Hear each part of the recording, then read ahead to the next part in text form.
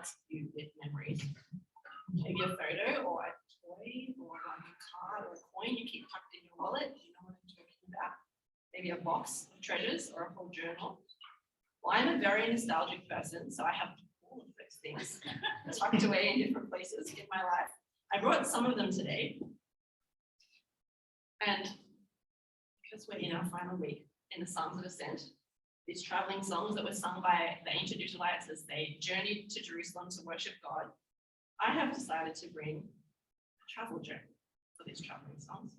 I brought 2 of my traveling journals. Now, usually traveling creates lots of nostalgic moments, so of course they're good to capture. And it's a no-brainer to record the moments because it's often the high point of these joyous times when we're traveling with our families. And so even as a child, I did travel journaling, and my mum gave me tips of the kinds of things I would probably like to include in my journal. As I got older, I became a little bit more nuanced in what I would collect. It was good. I learned how to leave spots for my photos and, you know, draw pictures or collage. Sometimes though, I discovered that the most helpful things to take notes of were not the beautiful things, but just like the lists, what you were spending your money on, shopping lists, itineraries, scores in your card games, you know, things in your journals. I love flicking back through my traveling books and remembering the good times. And our final psalm that we're looking at in this series, Psalm 126, drips with nostalgia. I love the nostalgia. I love remembering the good old days, just like this psalm does. And I love how this psalm evokes this aching feeling, making us wistful for the past, making us long for something in the future. Psalm 126 is all about the joy and the sorrow that we feel as our mind reaches back into the past and imagines the future. With all of that remembering and imagining going on, how do we live well in the present moment? How do we express our sorrows? How do we delight in the here and now? And we're also remembering the good things that have happened and also looking forward to what is to come. How do we live well today? That is the question that we are asking ourselves today. That's the question that we're finishing this series with. And to answer this question, how we live well today, I have brought with me one more copy. Back.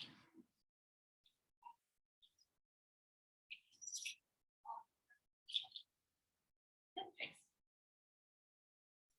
Now, I want you to imagine pitching a tent. Has anyone here gone camping before? Or put up a beach tent? Please tell me if you've put up a beach tent before. Great, okay. So I want you to imagine pitching a tent, any kind of tent. You know, it's fabric and poles. Put the tent up, but you haven't really finished pitching your tent until you have taken the pegs and stretched the ropes out properly and pulled the whole thing taut and then secured it into the ground. Right? That's how it works. You've got to do that last step for the tent to stay up. Then it's secure and ready for you to use.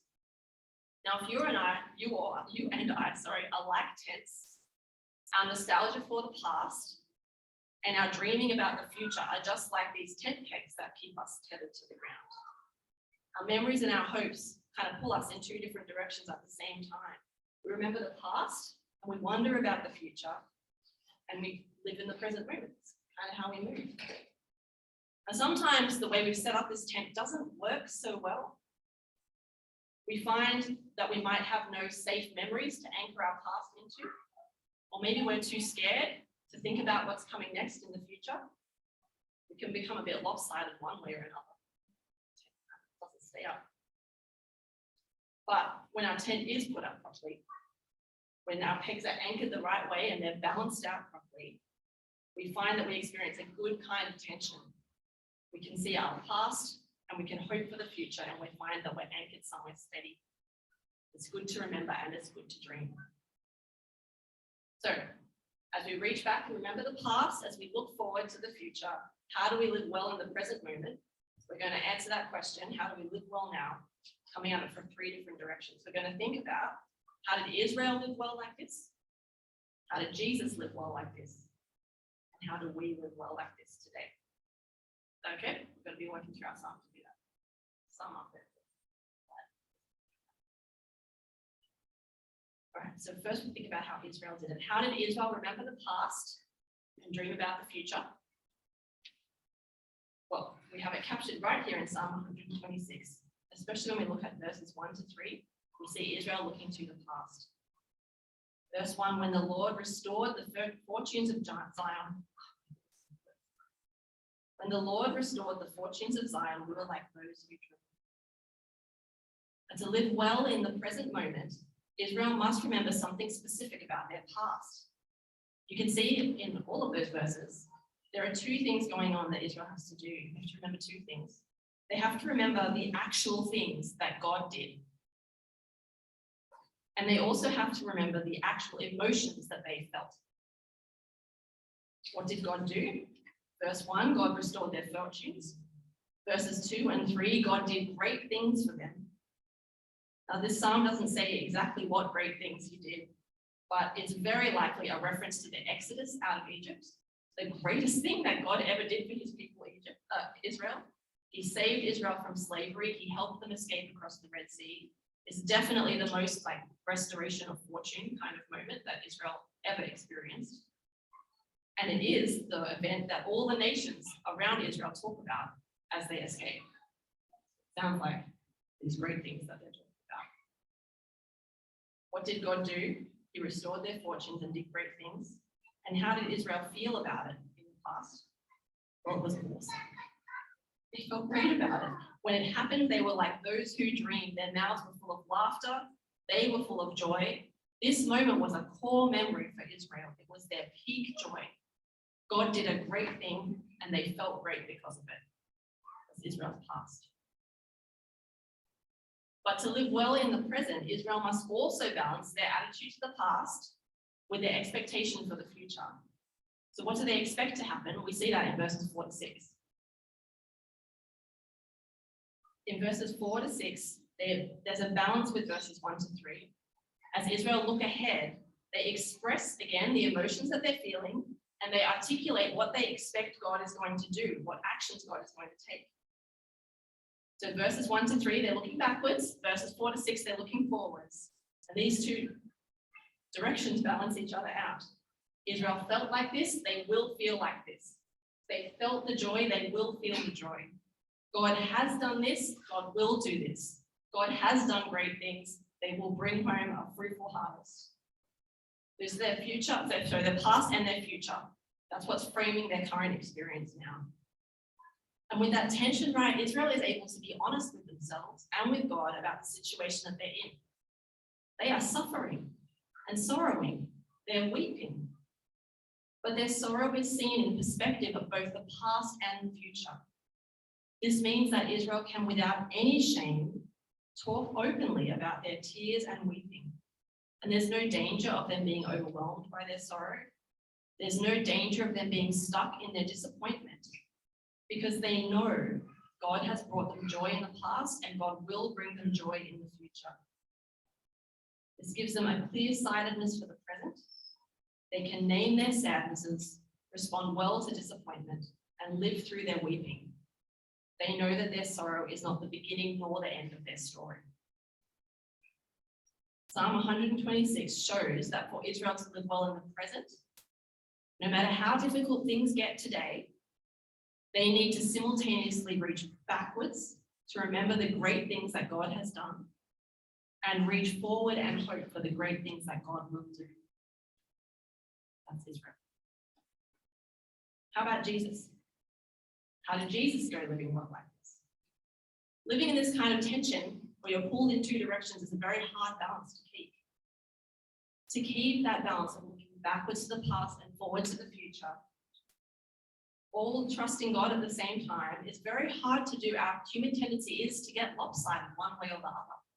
Or maybe we find we can live in perfect balance, but we forget to talk or to see God in that work, and we find ourselves anchoring into other things.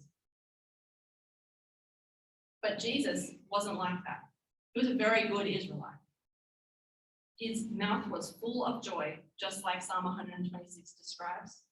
His words spilled over with stories of the good things that God had done in the past and the promises that God was making for the future. This was Jesus' life. He did it. But surprisingly, even though Jesus lived this way, he made the decision to pull up those pegs and kind of untether himself from the great things that God had done. Jesus made a plan to become a stranger to his Father. He made a plan to disconnect himself from the history of God's people and to relinquish the promises that God had made. Instead of living well, Jesus chose dying. In John 12, Jesus outlined his plan to die, and he did it in a way that sounds very similar to the end of Psalm 126. That's still up there. Psalm 126 talks about, or prays that those who sow in tears might reap with shouts of joy. When Jesus plans his death, he describes it like this. Very truly, I tell you, unless a grain of wheat falls into the earth and dies, it remains just a single grain. But if it dies, it bears much fruit. We have seed being sown in tears, grain falling to the ground and dying. But then we also have that grain bearing fruit and reaping with shouts of joy. Can you hear the echo between Jesus' plan and this psalm? Jesus likens himself to a seed that is sown in tears, but there in the depths, he comes alive again in a way that multiplies life and bears fruit and brings joy. This is exactly what happens to Jesus. On the cross, he died a sorrowful death, and he was buried.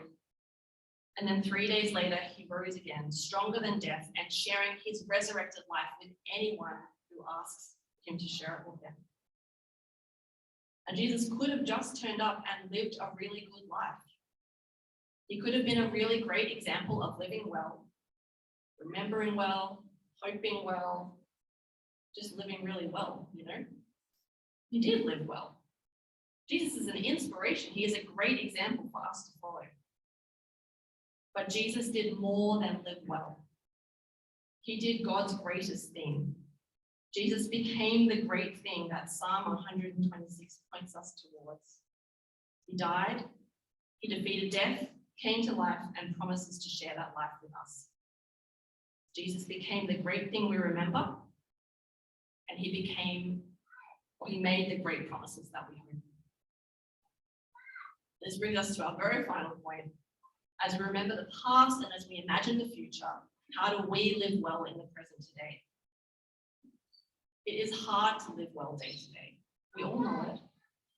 And it is especially hard for us when we can't get that balance right between remembering and I feel this very acutely around my nostalgia. And I told you at the start, I'm a very nostalgic person. I am nostalgic to a fault. My balance is right off. I would anchor both my tent pegs. I love remembering the past. I love the way things were. I love the good old days. Just love them. I'm the kind of person who measures everything that happens today by how things used to be. I almost always find today is wanting. It's very easy to be disappointed. When I am upset or sorrowing today, when I'm anxious about what will happen tomorrow, I find that I will escape my fears and my worries by turning to the past. I distract myself.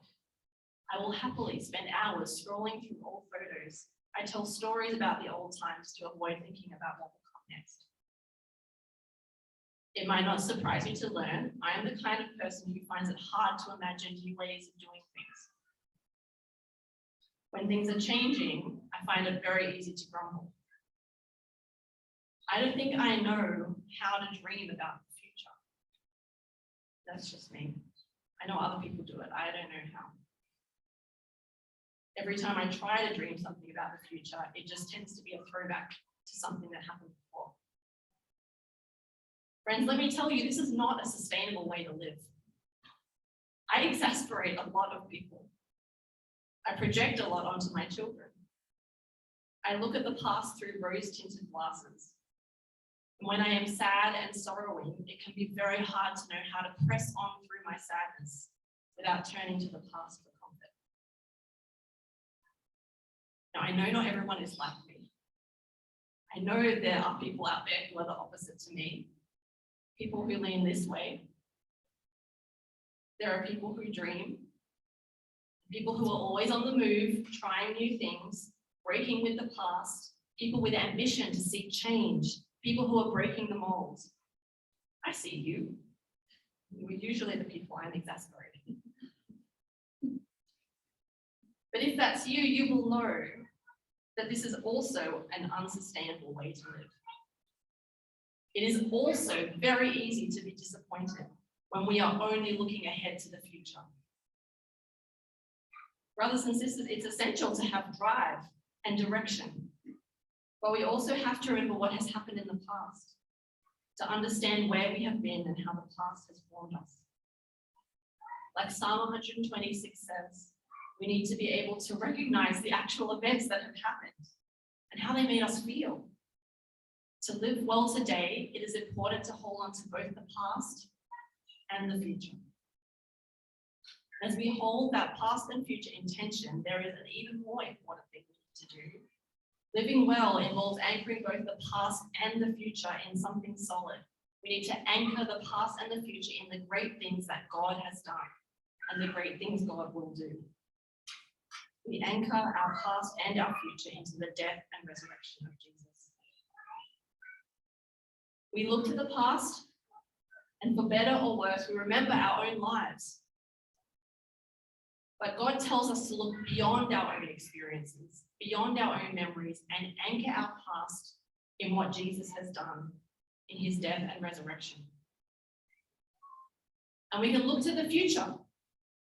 And for better or worse, we make plans and we dream dreams. But God tells us to look beyond our own hopes and expectations and to anchor our future in the return of Jesus when he completely shares his life with us. We anchor ourselves in God's past and future, and we live well today.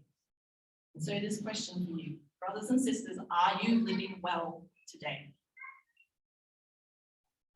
My husband has a great question he asks himself every now and then to work out if he's living well. It's maybe a bit of a downer, but I think it's a really good one.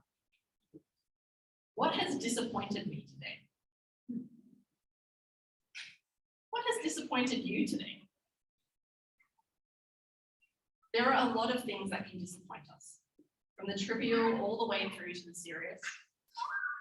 Bad traffic, annoying colleagues, friends who hurt us, chronic illnesses, changing visa requirements, sexual harassment, unending work, missing out on a good thing, having fights with our families.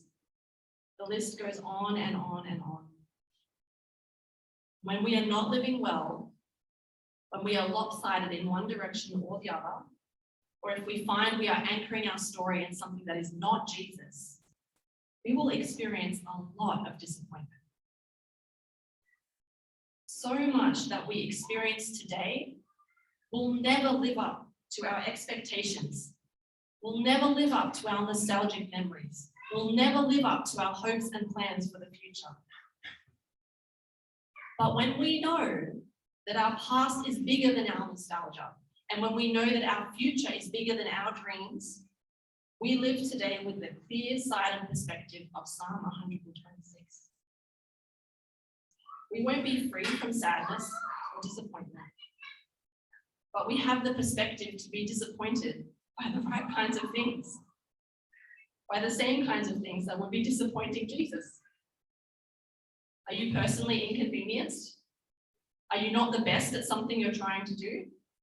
Are you annoyed at this change?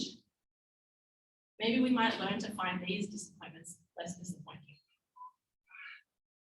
But the things that make Jesus angry, death, sin, injustice, illness, yeah, we get disappointed by those things. But that's okay, because God's story is bigger than those disappointments. Jesus' death and resurrection is bigger than those disappointments, and his promised resurrection is bigger than those disappointments. Psalm 126 shows us how to live well through our sorrows and sadnesses and disappointments. Today's sorrow is not the beginning nor the end of our story. God has done great things and he will do great things. Please pray with me. Lord, you have done great things for us and we rejoice. Restore our fortunes, O Lord, like the watercourses in the Negev. May those who sow in tears reap with shouts of joy. Amen.